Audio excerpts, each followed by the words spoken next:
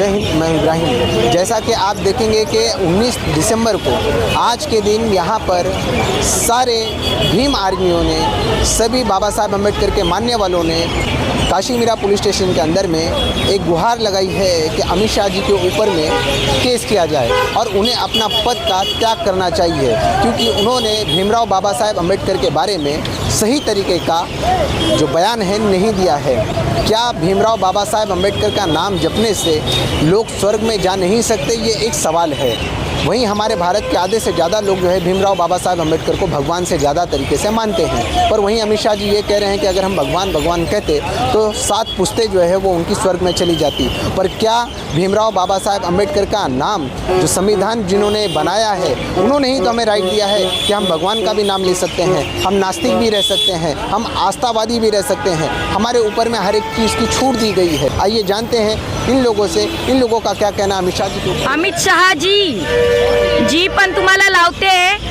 अमित शाह जी, तुम्हाला जो मान मिळाला आहे गृहमंत्री पदाचा, तो सुद्धा त्या संविधानाने मिळालेला आहे। संविधान लिहिलंय माझ्या बाबासाहेब आंबेडकरांनी। बाबासाहेब हे फक्त नाव नाही, फॅशन नाही, पॅशन आहे, हे विसरू नको। तुला खाली डोकं वर पाय केल्याशिवाय आम्ही राहणार नाही। अरे तुम्ही कितीही लावा शक्ती, कितीही लढवा युक्ती, तुम्ही कराल भीमावर हल्ला, लय मजबूत भीमाचा किल्ला। तुम्ही कितीही आम्हाला त्रास द्या, पण आम्ही रस्त्यावर उतरणारी जनता आहोत। बाबासाहेबाच्या नावाशी खेळ चालणार नाही, संविधानाशी खेळ करणार नाही। अरे बाबासाहेबाच्या नावावर तुम्ही घाबरणारी लोक आहात, म्हणून असे बियातून बाहेर येऊन काहीतरी बोलता। तुम्ही लाजा वाटल्या पाहिजेत। ज्या बाबासाहेबांमुळे आज तुम्ही त्या खुर्चीवर बसलात, गृहमंत्री झाला आहात, त्याचा आम्ही धिक्कार करतो, धिक्कार करतो, धिक्कार करतो। जय भीम, जय संविधान, जय भारत। आता परिस्थिती अशी चिघळलेली आहे महाराष्ट्रामध्ये। आता हालीमध्ये परभणीचं हे कांड झालं, त्यानंतर अमित शहानी राज्यसभेमध्ये जो आक्रोश बाबासाहेबांच्याबद्दल, त्यांची जी मनातली भावना होती, जी गरज होती, ती त्यांनी या ठिकाणी बोलून दाखवलेली आहे। मीरा भाईंदरमध्ये संपूर्ण संघटना, वेगवेगळे पक्ष एकत्र येऊन या ठिकाणी Kashi Mira police station, Kashigaon police station यांना रितसर निवेदन दिलेलं आहे।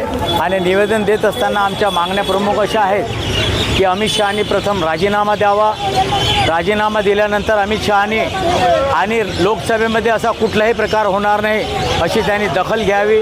संपूर्ण संघटना एकजूट होऊन या मीरा भाईंदर शहरामध्ये एकजूट होऊन हे आंदोलन केलेलं आहे। यापुढेही जर असंच सुरू राहिलं तर आम्ही उग्र आंदोलन केल्याशिवाय राहणार नाही। सगळ्या पक्ष संघटना एकत्र येऊन आम्ही हा लढा देऊया। ऐसा है, अमित शाह इतने होशियार हो के भी उनके वर्ड में ऐसा कैसा शब्द आ गया है, वो मुझे बहुत दिक्कत हो रही है। हमारे सब जेबीएम वालों को दिक्कत हो रही है। वो संविधान जो बाबा साहब ने लिखा है, वो संविधान को मानने वाले लोगों ने उनको बहुत विरोध भी किया है। इसलिए हमारा यही कहना है कि मोदी जी ने उनको पार्टी से हकालपट्टी करना चाहिए, नहीं तो देशद्रोह का गुनाह अमित शाह के ऊपर होना चाहिए। ऐसा हमारा सभी जय भीम वाले भीम सैनिकों का इशारा है। अमित शाह एक पाखंडी मानसिकतेचा व्यक्ती आहे, जो आधुनिकतेपासून कोसो दूर, हजारो दूर आहे।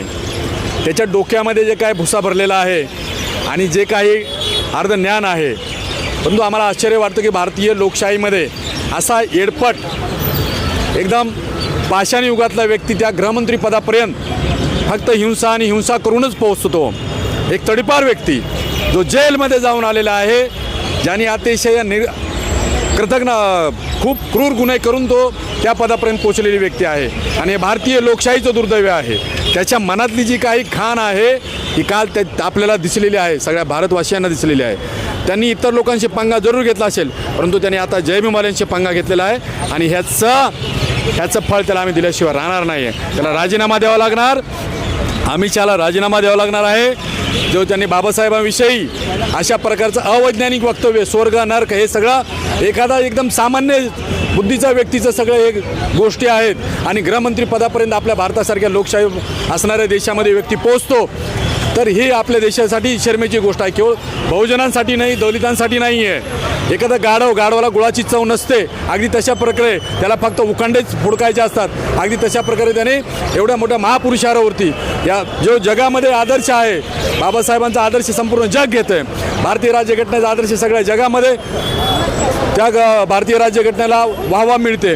आणि अशा वेळी अमित शहासारखं एक पाखंडी हे मंत्रिपद येणार जाणार, परंतु अमित शहाचं जेही इतिहासामध्ये तो एक वाईट व्यक्ती म्हणूनच त्याचं इतिहासामध्ये नाव राहणार आहे.